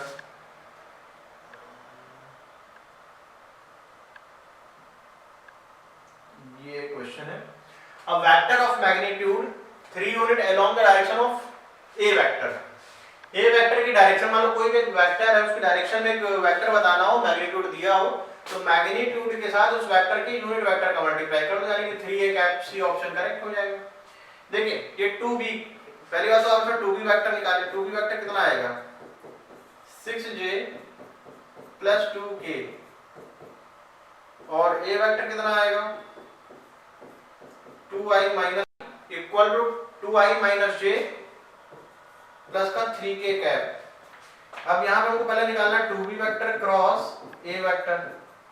अब देखिए इसमें कैसे इसका डिटरमिनेंट निकालेंगे, i j k, 2b का मतलब हो जाएगा 0 - 6 2 2 -1 3, i -18 प्लस का 2 यानी कि माइनस का 16, माइनस का j कितना हो जाएगा 0 यानी कि माइनस का 4, प्लस का k कितना आ जाएगा 12। अब अगर हम इसका मैग्नीट्यूड लेंगे, मैग्नीट्यूड लेने की बात करी गई है, 256 + 16 + 144, तो ये आ जाएगा आपका 416। एक बार हम चेक कर लेते हैं अच्छे से, कहीं मिस्टेक तो नहीं हो रही, क्योंकि 35 के जैसा कहीं दिख रहा है। 2b वेक्टर का हो जाएगा 6j प्लस का 2k, यहाँ प्लस, यहाँ पे 0 मैंने कर दिया, माइनस साइन लगा दिया, ये प्लस में रहेगा। तो i में क्या हो जाएगा 18 प्लस का 2 यानी कि 20, इसको मैं करेक्ट कर देता हूँ पूरा ही। तो i 20 माइनस का j माइनस का 4 प्लस का k माइनस का 12, 20i प्लस का 4j प्लस का माइनस का 12k, तो इसका मैग्नीट्यूड हो जाएगा 400 + 16 + 144, यानी कि आ जाएगा आपका 160, 560 आ जाएगा। अच्छा 560 में अगर आप देखें तो ऐसा कौन सा एलिमेंट है जिसका मल्टीप्लाई कराने से अंदर 35 इंटू समथिंग बन जाएगा। 560 में अगर 35 से हम लोग डिवाइड करते हैं देखिए क्या बनेगा, 1 आ जाएगा 35, 1 2 210, ये चला जाएगा आपका 6 टाइम्स में 16 यानी कि 4 वाला ऑप्शन है, बिल्कुल ये ऑप्शन आपका करेक्ट हो गया, 4 √35। क्योंकि 16 अंदर जाकर के मल्टीप्लाई बन जाएगा, जाकर के 560 बना देगा। तो मेरे ख्याल से आप समझ पाए होंगे इसको। बाकी आते हैं हम लोग नेक्स्ट क्वेश्चन पे। नेक्स्ट क्वेश्चन देखिए हमारा क्या है, नेक्स्ट कुछ इस तरीके से दिया गया है। नेक्स्ट क्वेश्चन है हमारा फाइंड द डायरेक्शन रेशियो। पहली बात तो ये लाइन अभी सही से डिजाइन नहीं है, इसको करेक्ट करते हैं। 4x 2x 3y equal -4 common z -5। आप इसमें डिवाइड कर दें 12 से, तो x upon 6 y upon 4 z -5 upon -3। तो 6 4 -3 कहीं दिख रहा है, थर्ड ऑप्शन। थर्ड ऑप्शन हमारा करेक्ट हो गया, ये हमारे लिए आंसर हो जाएगा। बाकी आते हैं हम लोग आगे थोड़ा सा, चलिए आते हैं नेक्स्ट क्वेश्चन पे। नेक्स्ट क्वेश्चन क्या दिया गया है देखिए, मैं इसको थोड़ा सा लार्ज कर देता हूं ताकि आपको दिखे क्वेश्चन। ये क्वेश्चन दिया गया कुछ इस तरीके से, find a vector of magnitude 18 unit in the direction of this. अभी बिल्कुल इसी पे आया तो बेस्ट। तो मान लीजिए कि अगर मैं ये कहूं कि ये a वेक्टर है, तो इसका मतलब हो जाएगा 18a कैप। तो 18 into i minus 2j minus का 2k, और इसका मैग्नीट्यूड अगर आप लेंगे तो आएगा 3 इसको कैंसिल कर दे 6, यही आपका आंसर हो जाएगा। यही आपको लाना है। Find the angle between the lines, क्या एक्यूरेट है? बिल्कुल।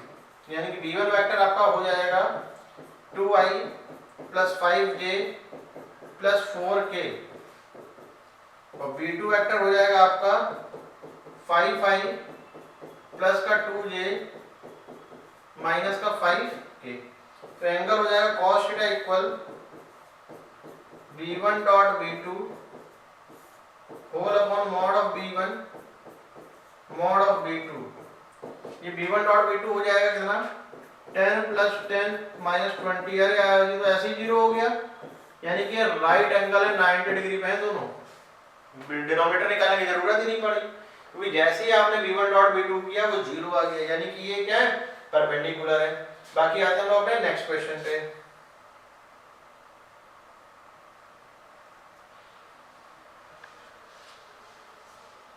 हमको एक प्रूफ करना है कि ये dot b vector plus c vector cross ये। तो पहली बात तो a को हम लोग अलग रख लेते हैं, इसको जरा क्रॉस कराते हैं। b cross a plus 3 into b cross b plus 4 into b cross c plus c cross a plus 3 into c cross b plus 4 into c cross c। देखिए a क्रॉस a या b cross b सब zero होते हैं, तो ये आपका zero हो जाएगा, ये आपका जीरो हो जाएगा। ये जो a क्रॉस a डॉट है b cross a 4b cross c, बेटा इसको c क्रॉस b कर दें अगर हम लोग। देखिए 4b क्रॉस c है प्लस c क्रॉस a है, इसको अगर आप लिखेंगे तो माइनस का 3 टाइम्स b क्रॉस c हो जाएगा ये। अब देखिए a का अगर डॉट कराया तो a b a बन जाएगा ये बॉक्स में। अब एक चीज देखिए यहां पे ध्यान से देखिएगा, 4 टाइम्स b क्रॉस c और 3 टाइम्स b क्रॉस c, अगर इनको दोनों को माइनस करेंगे तो ओवरऑल क्या आएगा, b क्रॉस c। और b क्रॉस c का जब a के साथ डॉट करेंगे तो क्या आ जाएगा, a b c, और जब a c a के साथ करेंगे तो ये आ जाएगा a c और a। देखिए जब किसी बॉक्स के अंदर दो वैल्यू सेम, तो इसका मतलब उसकी वैल्यू हो जाएगी 0, यानी कि आपको जो आंसर आएगा वो आ जाएगा a b c। ठीक, आते हैं लोग अपने नेक्स्ट क्वेश्चन पे।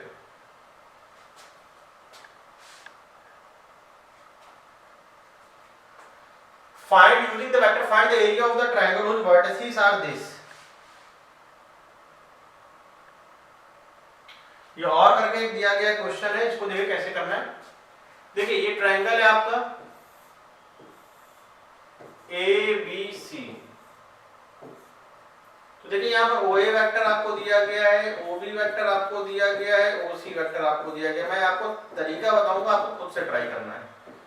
3i माइनस का j प्लस का 2k, i माइनस का j माइनस का 3k, 4i माइनस का 3j प्लस का k।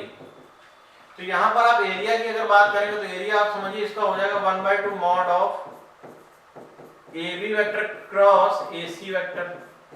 अब AB क्रॉस AC का हम लोग निकालें, मान लीजिए AB वेक्टर निकालते हैं। अब AB वेक्टर कैसे निकालेंगे, देखिए AB वेक्टर निकालने का जो तरीका है वो है OB vector minus OA vector, और AC वेक्टर का तरीका क्या है, OC vector minus OA vector. इस तरीके से आप इसको निकाल लेंगे। जब AB और AC आ जाएगा तो उनका क्रॉस करेंगे, उसका मैग्नीट्यूड निकाल लेंगे। तो आई होप आप इस क्वेश्चन को अब कर पाएंगे। बाकी आते हैं हम अपने नेक्स्ट क्वेश्चन पे। देखिए जो क्वेश्चन आप देख रहे हैं, देखिए मैंने एक चीज कही थी कि अगर एक वेक्टर A वेक्टर दूसरा वेक्टर B वेक्टर, तो एक ऐसा वेक्टर बताओ जो दोनों पे परपेंडिकुलर हो, V1 क्रॉस V2। अब जैसे कि हमसे कहा गया एक इक्वेशन बतानी लाइन की क्योंकि इस पॉइंट से पास कर रहा है, तो मान लो ये A वेक्टर हो गया और इन दोनों पे परपेंडिकुलर है। तो देखिए V1 वेक्टर हमारा क्या हो जाएगा, I plus 2j plus 3k, और V2 वेक्टर क्या हो जाएगा, माइनस का 3i प्लस का 2j प्लस का 5k। तो देखिए जो इक्वेशन होगी तो दोनों में परपेंडिकुलर है, तो हो जाएगा r vector equal to a vector plus lambda times v1 cross v2। अगर आप ये कर देंगे तो v1 क्रॉस v2 करने की वजह से आपको आंसर मिल जाएगा। तो जरा हम v1 क्रॉस v2 कहीं साइड में कर देते हैं, चलिए ये इस तरीके से आएगा i j k 1 2 3 1 2 3 minus 3 2 5 minus 3 2 5, तो i 10 माइनस 6 माइनस का j 5 प्लस 9 प्लस का k 4 प्लस 6 4i माइनस का 14j प्लस का 10। तो a वेक्टर है कितना आपका, a वेक्टर है माइनस का i प्लस का 3a वेक्टर मतलब जो पॉइंट सिचुएटेड है माइनस का 2k plus lambda time v1 cross v2 कितना है 4i माइनस का 14j प्लस का 10k। यही आपका एग्जैक्ट आंसर है। तो मेरे ख्याल से आप इसको समझ पाएंगे कि इस क्वेश्चन को हम लोग किस तरीके से सॉल्व कर सकते हैं। आते हैं अपने नेक्स्ट क्वेश्चन पे। देखिए नेक्स्ट क्वेश्चन जो है बहुत इंपॉर्टेंट क्वेश्चन है। ये आप समझिए ये टॉपिक ही बड़ा स्पेशल है, जेई वगैरह में बहुत ज्यादा मार्क्स कंटेन करता है। एरिया ऑफ बाउंडेड रीजन, इसको हम लोग एरिया अंडर द कर्व भी बोलते हैं, एयूसी। एप्लीकेशन ऑफ इंटीग्रल का पार्ट है आईएससी में, हमारे सेक्शन बी में है, परमानेंट चॉइस में है, ऐसा नहीं कि ऑप्शनल आपको करना ही करना है। तो पहले तो कहा गया है कि पहले तो स्केच करना है फिर इसको सॉल्व करना है। तो पहली बात तो देखिए y square equal to x, y square equal to x का मतलब ये पैराबोला है, कुछ इस तरीके का पैराबोला है। इसके लिए मैं पेन चेंज कर लेता हूं, आपको फिगर बना के दिखा रहा हूं, इसलिए रेड कलर से ले लेते हैं। ठीक है, y square equal to 4 minus 3x, minus अगर करेंगे तो 3x माइनस 4 आ जाएगा, यानी कि इसका वर्टेक्स आएगा 4/3, 0। तो 4/3, 0 मान लो यहाँ पे ही है कुछ इस तरीके से, और ये कुछ इधर से ऐसे बनेगा फिगर ये। तो बाउंड्री रीजन तो आपको दिखी कि दोनों को जरा सॉल्व कर ले, y स्क्वायर को इक्वल करें तो y square equal to x, भी दोनों को इक्वेट कर दें तो x equal to 4 minus 3x, तो 4x इक्वल टू 4, यानी कि x की वैल्यू आएगी 1, और अगर x की वैल्यू 1 आएगी तो y की वैल्यू भी 1 आ जाएगी। फिर तो आप इसको बहुत आसानी से सॉल्व कर लेंगे, अब आपके लिए टफ नहीं रह गया। यानी कि ये जो पॉइंट है आपका 1,1 है, इसको आप ऐसे हॉरिजॉन्टल कर लीजिए। तो एक बार अगर आप देखें, देखिए दो चीजें होती हैं, मैं इसका 2 टाइम्स कर दूं, ऊपर वाले हिस्से को ले रहा हूं और केवल इसका 2 टाइम्स कर दूंगा। लिमिट क्या है 0 to 1, लिमिट हमारी क्या बेटा 0 to 1। अब देखिए ये जो रेड वाला कर्व है वो है y स्क्वायर इक्वल टू 3, तो यहां से अगर आप y की वैल्यू हॉरिजॉन्टल ले रहे हैं तो x की निकालनी पड़ेगी। तो x की वैल्यू कितनी आ जाएगी 4 माइनस y स्क्वायर बाई 3,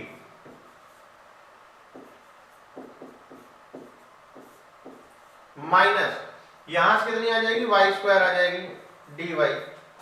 तो 2 टाइम्स लिमिट 0 to 1, एलसीएम ले लीजिए 3, 4 माइनस y स्क्वायर माइनस का 3y स्क्वायर, 2/3 इंटीग्रेट करें 4y माइनस 4 वाई स्क्वायर का हो जाएगा y³ 3 लिमिट है 0 to 1 2/3 4 माइनस 4/3 12 माइनस 4 यानी 8/3 8 टू 16/9 और इसी क्वेश्चन के साथ हमारा सेक्शन बी भी कंप्लीट हो गया। सेक्शन ए कंप्लीट किया, फिर हम लोगों ने सेक्शन बी भी कंप्लीट कर लिया। चलिए आते हैं नेक्स्ट क्वेश्चन पे। नेक्स्ट क्वेश्चन देखिए हमारा क्या है, सेक्शन सी का क्वेश्चन आ चुका है। ये भी 15 मार्क्स का रहता है और स्कोर गेनिंग ही रहता है। आप ये मान के चलिए आईएससी स्टूडेंट्स के लिए भी है। एक तरीके से समझिए सबसे बड़ा बेनिफिट है कि सेक्शन सी को अटेम्प्ट करना, जो कि आपको 15 मार्क्स विद इन 20 मिनट, आप 20 मिनट के अंदर इसको कर सकते हैं। मैं तो करूंगा तो हो सकता है थोड़ा सा जल्दी हो जाए, अप्रॉक्स 15 मिनट के आसपास, बट आप करेंगे तो 20 मिनट फिर भी लगेंगे। Selling price of a commodity is fixed with at 60 and it's cost function, this cost function ये दिया गया है, ठीक। प्रॉफिट फंक्शन आपको निकालना है, ठीक है। सेलिंग प्राइस दिया गया है, कॉस्ट फंक्शन, प्रॉफिट फंक्शन का मतलब एक तरीके से px आपका हो जाएगा p into x, p होता है सेलिंग टाइम का प्राइस यानी कि 60x, और प्रॉफिट फंक्शन आपका हो जाएगा फिलहाल सॉरी मैं इसको करेक्ट कर देता हूँ, ये रेवेन्यू फंक्शन है। मैंने रेवेन्यू फंक्शन निकाला, प्रॉफिट तो अभी निकालेंगे, ये रेवेन्यू आ गया। तो जो प्रॉफिट फंक्शन है वो होता है आपका revenue function minus cost function. Revenue कितना है 60x माइनस कॉस्ट फंक्शन कितना है 35x माइनस 250 यानी कि आ जाएगा 25x माइनस 250।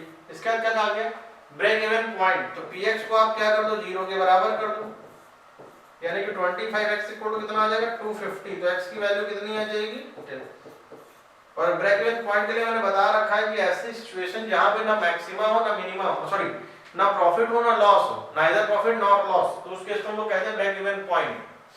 आते हैं हम लोग अपने नेक्स्ट क्वेश्चन पे। देखिए क्या है नेक्स्ट क्वेश्चन हमारा कुछ इस तरीके से दिया गया है।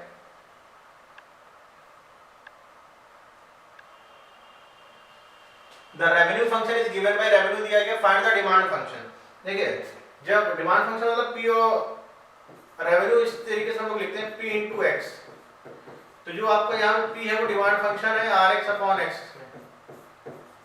अगर आप RX में X से डिवाइड कर दें तो क्या आ जाएगा आपका रेवेन्यू आ जाएगा। तो जरा X से डिवाइड कर दीजिए, क्या आएगा 100 माइनस x स्क्वायर, ये आपका रेवेन्यू हो गया। अच्छा मार्जिनल रेवेन्यू पूछा गया है हमारा, जिसके भी आगे मार्जिनल रख जाता है उसके हम लोग क्या करते थे डिफरेंशिएशन कर देते हैं। जैसे मार्जिनल रेवेन्यू का मतलब क्या हो गया डिफरेंशिएशन कर दिया जाए रेवेन्यू फंक्शन का, तो डिफरेंशिएशन कर दिया जाए रेवेन्यू फंक्शन का कितना आ जाएगा 100 minus 2x minus 3x square, यही आपका हो गया आंसर मार्जिनल रेवेन्यू के हिसाब से। चलिए आते हैं लोग नेक्स्ट क्वेश्चन पे अपने।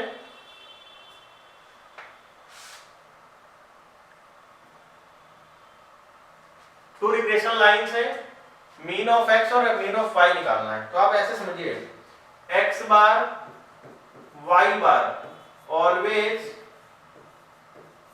Satisfy equation of line.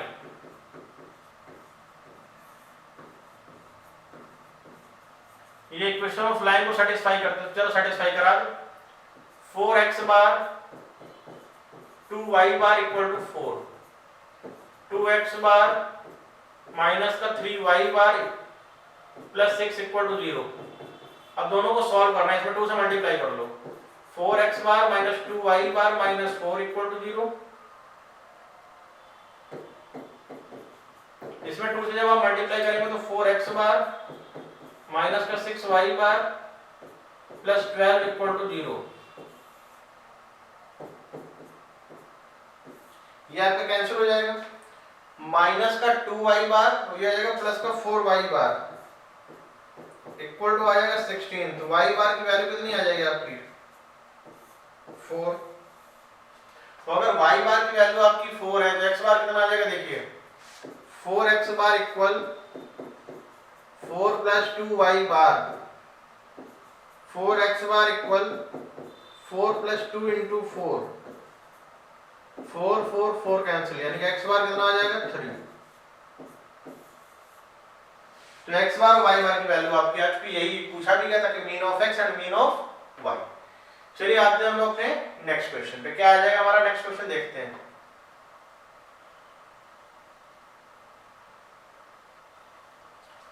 ये क्वेश्चन थोड़ा सा ज्यादा स्पेशल होने वाला है आपके लिए। सेक्शन सी का कोरिलेशन कोएफिशिएंट आपको दिया गया, यानी कि आर की वैल्यू दी गई 0.6। वेरिएंस ऑफ एक्स यानी कि सिग्मा एक्स का स्क्वायर दिया गया आपको 225, सिग्मा एक्स स्क्वायर दिया गया आपको 225। वेरिएंस ऑफ वाई यानी सिग्मा वाई का स्क्वायर दिया गया 400। एक्स बार है आपके पास 10, वाई बार है आपके पास 20, तो सिग्मा एक्स आपका हो जाएगा 15, सिग्मा वाई हो जाएगा आपके पास 20। तो देखिए बी एक्स वाई अगर हमें निकालना है तो बी एक्स वाई क्या हो जाएगा, r sigma x upon sigma y. R दिया गया 0.6 और सिग्मा एक्स ऑलरेडी निकाल चुके हैं 15 अपॉन 20। इसी तरीके से अगर मैं बी वाई एक्स की बात करूं तो ये हो जाएगा 0.6 इंटू सिग्मा वाई की वैल्यू हो जाएगी 20/15। और इसमें कहा गया है रिग्रेशन लाइन से निकालनी है। अब रिग्रेशन लाइन निकालने के लिए तो सबसे पहली बात तो अगर y और x लाइन निकालना है, y और x लाइन, तो y minus y bar equal to b y x into x minus x bar हो जाएगा आपका।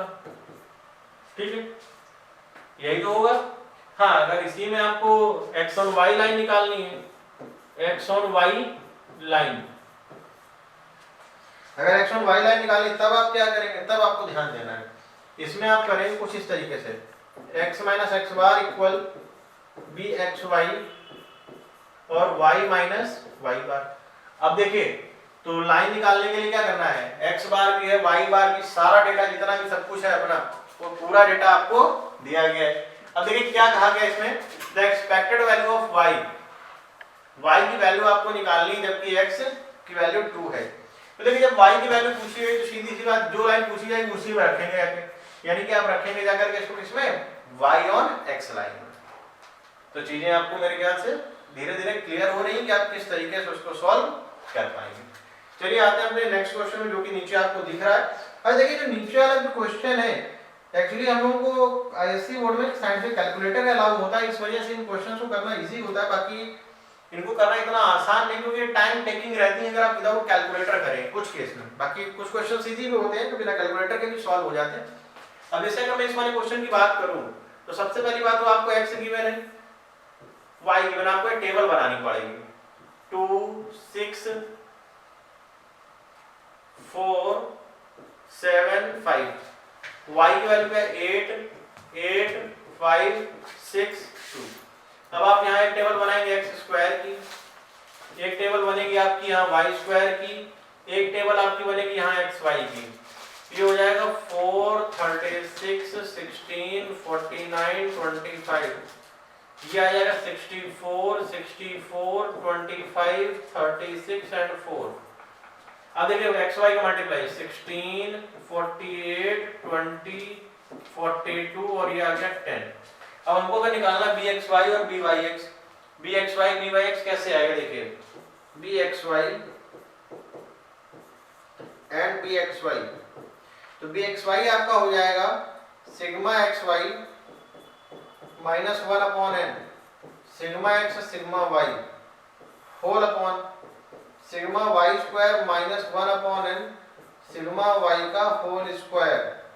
इसी तरीके से ये हो जाएगा ऊपर sigma x y minus 1 upon n sigma x into sigma y whole upon. देखिए इस फॉर्मूले की एक बड़ी स्पेशलिटी ये है कि इसका जो सेम न्यूमरेटर है वो सेम रहता है, तो न्यूमरेटर के लिए तो परेशान ही नहीं होना, न्यूमरेटर तो बड़ी आसानी से कर ही लेंगे। और बी एक्स वाई की जगह इसको बी वाई एक्स में कर देता हूँ थोड़ा सा, बी वाई एक्स।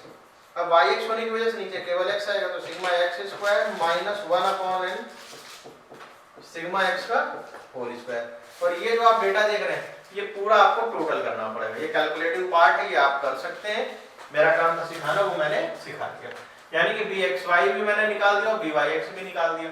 अगर आप मान लीजिए आपसे आर भी तो पूछा गया कोएफिशिएंट ऑफ कोरिलेशन, तो आर हो जाएगा आपका यहाँ पे root over b x y into b y x.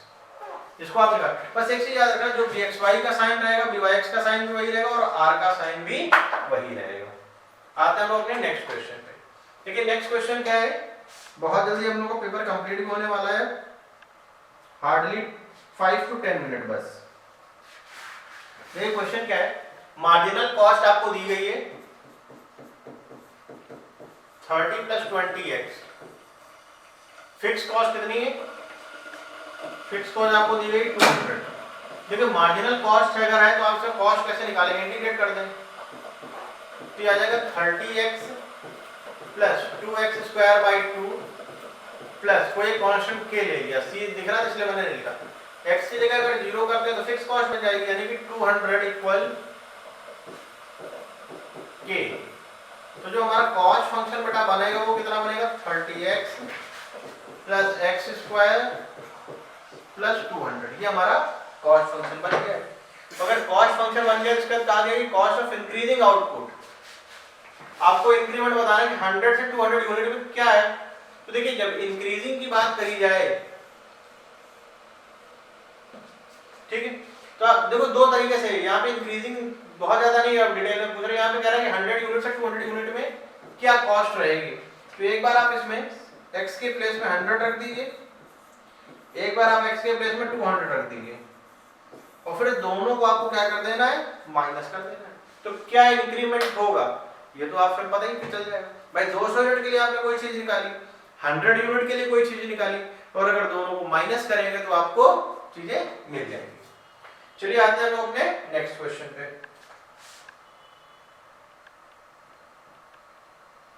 जैसा कि ये क्वेश्चन आप देख रहे हैं, हमसे क्या है, cost of function, cost function दिया गया cx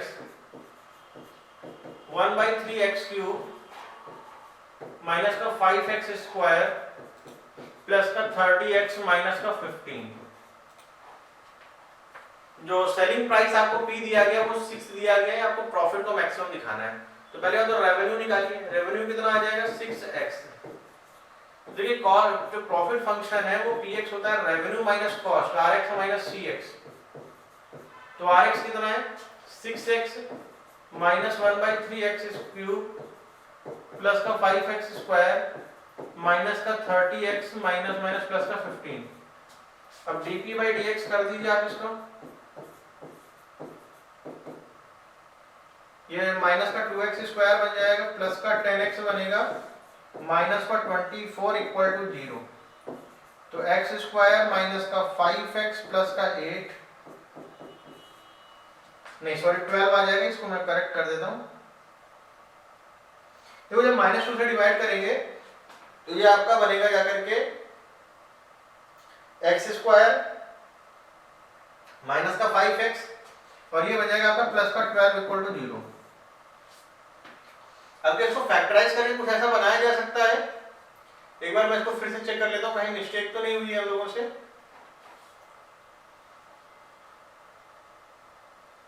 मिस्टेक तो कहीं नहीं लग रही, इसको फैक्टर करना थोड़ा सा मुश्किल काम लग रहा है, एक बार फिर से चेक कर लेते हैं कहीं फैक्टर में तो नहीं मिस्टेक है। 6 रुपीस है, टोटल कॉस्ट ये दी गई है, प्रॉफिट को मैक्सिमम करना, प्रॉफिट हो जाएगा Rx माइनस Cx, तो 6x माइनस दिस, इसको अगर वो डिफरेंशिएट करें तो 3x², 3 से 3 कैंसिल हो जाएगा, केवल x² बचेगा, यानी ये जो 2 आप देख पा रहे हैं ना ये गलत है, माइनस, और माइनस से फिर जब आप मल्टीप्लाई करेंगे तो फिर तो कुछ ऐसा दिखेगा ही नहीं। तो x² माइनस का 10x प्लस 24 = 0, तो ये आपका आ जाएगा x minus 4 and x minus 6। तो x की वैल्यू 4 एंड 6 2 वैल्यूज आ गई। अब डबल डेरिवेटिव कर दिया जाए, माइनस का 2x प्लस का 10। अब देखिए मैक्सिमम के लिए जिस पे नेगेटिव आए तो 6 पे नेगेटिव आएगा, तो इसके लिए जो x की वैल्यू आएगी वो कितनी आ जाएगी, 6। आते हैं हम लोग अपने नेक्स्ट क्वेश्चन पे। नेक्स्ट क्वेश्चन और ये हमारा लास्ट क्वेश्चन है, इसके साथ ही हमारा सैंपल पेपर 2 जो मैंने खुद डिजाइन किया था आपके लिए, जो सेशन 22-23 के लिए बहुत ज्यादा बेनिफिट देगा आपको, गारंटेड। तो वो आज से हमारा सेट 2 कंप्लीट हो जाएगा। अब ये क्या कह रहा है, company uses 3 machines to manufacture 2 type of shirt. देखिए 2 टाइप की शर्ट है, एक हाफ स्लीव है और एक फुल स्लीव है,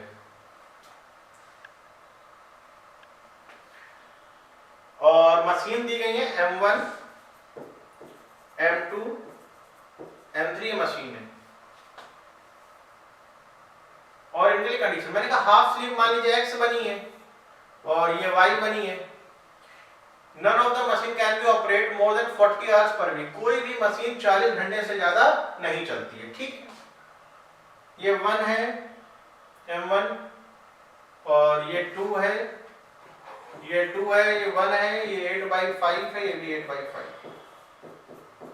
मैंने कहा मान लीजिए जो स्लीव है, हाफ स्लीव में जो प्रॉफिट मिल रहा है बेटा जेड को मैक्सिमाइज करना है।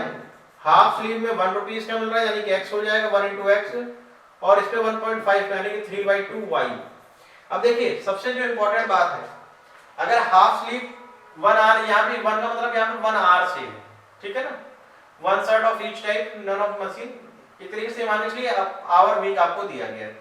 जब आप एक हाफ शर्ट बनाते हैं तो मशीन M1 को 1 आवर लगता है, मशीन M1 में फुल शर्ट बनाने में 2 आवर लगता है। तो आप ऐसे समझिए कोई भी मशीन 40 घंटे से ज्यादा वर्क नहीं कर रही है यानी कि मैक्सिमम ये आ जाएगा, यानी कि जो फर्स्ट केस में इक्वेशन बनेगी 1 into x plus 2y less और इक्वल टू 40, सेकंड में बनेगी 2x plus y लेस और इक्वल टू 40 और थर्ड में बन जाएगी 8x 8y/5 लेस और इक्वल टू 40। इन तीनों इक्वेशन को लेकर के और यहाँ पर xy लेकर के आपको इस डिटेल को मैक्सिमा प्रूफ करना है। यानी कि सबसे पहले इनको लेकर के आप कॉर्नर पॉइंट बनाएंगे, कॉर्नर पॉइंट बनाने के बाद x और y की वैल्यूज निकल करके आएंगी, उन x और y की वैल्यूज को वहां पे पुट करेंगे जो कि आपको आंसर देगा। देखिए मैं कोशिश करता हूँ कि आपको इक्वेशन फॉर्म करके दिखा दूं। इक्वेशन तो फॉर्म हो ही गई फिलहाल, ये 8 8 8 ये 5 आ जाएगा, यानी कि देखिए इक्वेशन आपके लिए इजी हो गई है, x plus y लेस और इक्वल टू 25 हो गई। अब आपको क्रिटिकल पॉइंट्स वगैरह सब चीजें निकालनी पड़ेंगी। देखिए मैं बनाता हूँ फिर भी ग्राफ है, कोशिश करता हूँ थोड़ी सी। देखिए ये आपकी कोऑर्डिनेट एक्सिस जो कि है x एक्सिस, ये y एक्सिस। x 0 होगा तो y की वैल्यू हो जाएगी 20 जो कि इस जगह है, y 0 होगा तो x की वैल्यू 40 जो कि इस जगह है। रीजन अंदर की तरफ ही होगा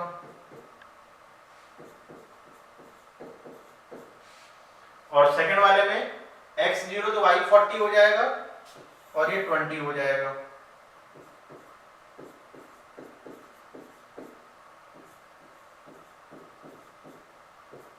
और थर्ड में तो 25 से 25 तो कुछ इस तरीके से रहेगा। तो मोस्ट प्रोबेबली आपका कॉमन रीजन कुछ इस तरीके से निकल के आएगा। अब आपका काम है इसको सॉल्व करना और इसी के साथ ही हम लोगों का जो सेट है ये कंप्लीट हो चुका है। और आप जान रहे हैं मैं हूं आपका मैथ्स मेंटर दुर्गेश तिवारी और हम लोग मिल रहे हैं अपने YouTube चैनल आरके एकेडमी पे। जैसा कि स्टार्टिंग में डिसाइड हुआ था कि हम लोग 2 सैंपल पेपर जो सेल्फ डिजाइन होंगे वो आपको खुद से कराएंगे। बस फर्क इतना है कि हम लोग कोशिश ये कर रहे हैं कि आपको किसी तरीके से सिखा पाए। जैसे प्रॉपर सॉल्विंग नहीं करके हम लोग क्या कर रहे हैं, इसमें हम लोग इस तरीके से सॉल्व कर रहे हैं कि आपको पूरे मेथड को अप्रोच करना एक तरीके से सिखा रहे हैं। हमारा जो मेन रीजन रहता है सैंपल पेपर को कराने का वो ये रहता है कि हम आपको किसी तरीके से अप्रोच सिखा पाएंगे कि उस क्वेश्चन को कैसे ट्राई करना है। तो आई होप आज का जो लेक्चर है आपको पसंद आया होगा। तो इसी के साथ आज हमारा सेट 2 कंप्लीट हो चुका है और भी आपके लिए बहुत सारी चीजें ऐसी आती रहेंगी। हमारे मेरी बेस्ट विशेष आपके साथ है, आपका एग्जाम आने वाला है। तो आज के सेशन को यहीं फिनिश करेंगे और जितनी भी इंपॉर्टेंट चीजें हैं आप लगातार हमारे YouTube चैनल में बने रहिए, जुड़े रहिए। जैसे मैथ का मैं सैंपल में मैं करा रहा हूँ, आपको फिजिक्स और बायो के भी मिल रहे हैं, केमिस्ट्री के भी मिलेगा, सब कुछ यहीं पे मिलेगा, आपको जाने की कहीं जरूरत नहीं। तो बाय बाय।